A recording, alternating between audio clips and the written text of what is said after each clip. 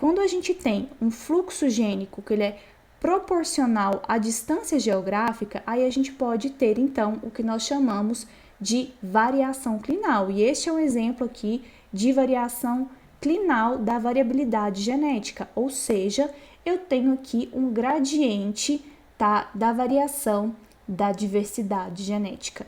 Nath, como assim? Olha só, aqui neste exemplo, a população 1, ela tem uma frequência maior dessa variante alélica aqui, a amarelinha, tá vendo? Então, beleza, aqui a gente tem essa variante com uma frequência maior e a gente tem aqui as variantes vermelhas, mas uma frequência muito menor. Só que quando a gente observa que essa população 2, a gente tem um aumento da frequência da variante vermelha, inclusive dando até uma equilibradinha aqui com a variante amarela.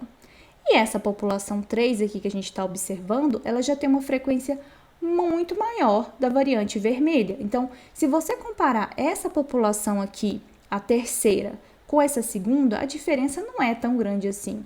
Se você comparar essa segunda com a primeira, não é tão grande assim.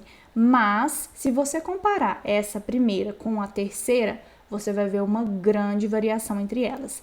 Então, isso pode ser pelo isolamento por distância ou famigerado IBD, como a gente conhece na praça, Isolation by Distance, que foi descrito por Wright em 43. O que significa, então? Quanto maior a distância geográfica, maior a distância genética entre as minhas populações, simplesmente porque a gente não consegue, então, ter o cruzamento entre elas. Simplesmente por isso, então, por um efeito da geografia, beleza? Então, é isso aí que a gente tem. Seguinte, o que a gente tem que observar aqui? Quando a gente olha para esse mapinha aqui, assim, ó, daqui para cá.